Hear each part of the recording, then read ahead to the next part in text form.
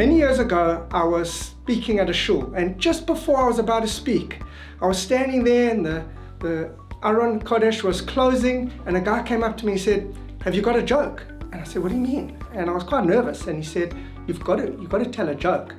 So I said, "Well, tell me something." So he told me this joke quickly, and I kind of listening. I stood there, the Aron closed, and I started speaking. And as I started telling this joke, I kind of realized it was a little bit demeaning and a little bit derogatory. In our generation, it is totally expected that anyone and everyone in almost any life situation would tell a joke. After all, where would we be without a little Jewish humor?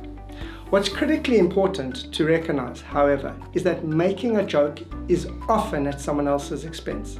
A sarcastic comment, a witty pun, or a well-crafted joke can make people laugh and simultaneously make the subject of that laughter want to disappear in a puff of embarrassment.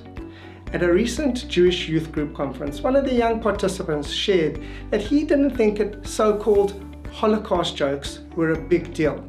And when his friend told them, he just went along kind of and ignored it.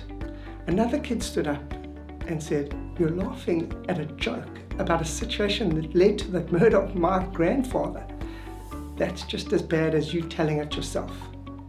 Frequently, after saying something hurtful, we'll say, "Well, I was just kidding," as if that kind of takes the sting of the insult. To relate an amusing incident for entertainment purposes that causes embarrassment to anyone of the people involved is cruel, and it's lashon hara. Perhaps that's why Jewish humor tends to be self-deprecating.